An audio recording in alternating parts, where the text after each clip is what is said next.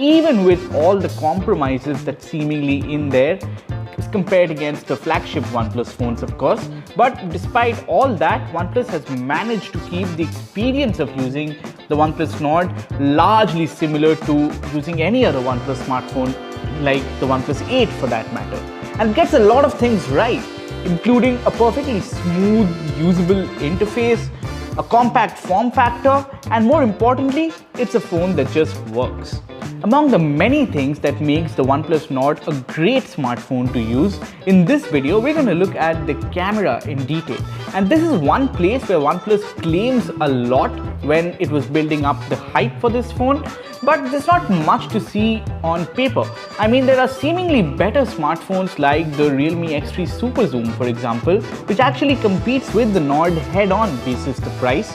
But then again, a good camera is not just the hardware that's inside. The final JPEG output depends on the sensors in place, the ISP behind it, as well as the software and the algorithms working their magic in the background. So is the OnePlus Nord camera dependable, or is it going to let you down when you're trying to take that trick shot? Let's find out. Before we get to the samples, let's see how the OnePlus Nord shapes up on paper. It has the Sony IMX586 48 megapixel sensor as the primary camera. It's actually the same sensor which was used in the OnePlus 7 and the 7T series, and more recently on the OnePlus 8 as well. So it's something that OnePlus knows how to tune and optimize. Then there's another 8 megapixel ultra wide lens with autofocus and two 2 megapixel cameras for macro and portrait shots. How does it perform? The OnePlus Nord's 48 megapixel camera's output is largely similar to that of the OnePlus 8. The details and dynamic range is very similar, but the color output looks ever so slightly better on the OnePlus 8. The Realme X3 Super Zoom makes things a lot more dramatic with saturated colors, while the OnePlus 8 Pro keeps things calm and composed and is actually the best of the lot. The IMX586 is clearly no match for the 48 megapixel on the 8 Pro. It's a larger sensor, but it's actually impressive to see the Nord maintaining the quality of the OnePlus 8 at least. The OnePlus Nord has the same nightscape mode that's there on the OnePlus 8 and the 8 Pro, but the results are largely different. The Nord lets you shoot in nightscape mode from both the ultra-wide and primary cameras, but it's better to stick to the primary cameras for the best results. The nightscape mode also takes more time than the others. So if you're shooting, say, a flower at night that's moving due to the wind, your shot will be blurry. But when the object is static, the shots are rather nice. There's no noticeable noise on the display, the brightness is expectedly tuned higher, and it's fairly sharp if you don't zoom in. The 8 megapixel ultra-wide lens on the OnePlus Nord isn't all that bad, even though it's not as powerful as the 48 megapixel shooter on the 8 Pro. Side by side, it performs noticeably better than the Realme X3 Super Zoom's ultra-wide camera, but once again, it's very similar to what you see on the OnePlus 8. Now, going up close, the OnePlus Nord is actually quite reliable if you don't turn on the macro mode.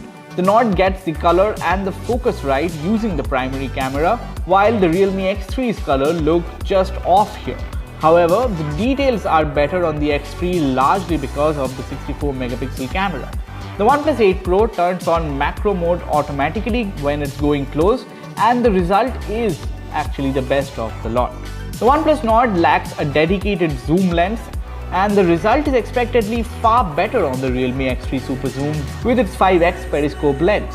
Even the OnePlus 8 and the 8 Pro offers better details when you're zooming in than the Nord here. Shooting faces are tricky, but given enough light, the Nord gets the facial details spot on. The portrait mode tends to soften details a bit, but when held up close, it gets the details just right. However, when you're using the portrait mode in a setting where there's not much light, you can expect a lot of noise in the photo. The OnePlus Nord also does not come with 4K video at 60 frames per second yet. OnePlus says this is because of a thermal issue they're facing, and once they manage to tame it, the feature will arrive via an update. There's the usual hyperlapse and slow-mo modes, both of which work well enough given enough light. The focus is also better than the OnePlus 8 Pro and stays consistent with movement. The camera hardware on the OnePlus Nord isn't anything new or groundbreaking like the Realme X3 Super Zoom or the OnePlus 8 Pro.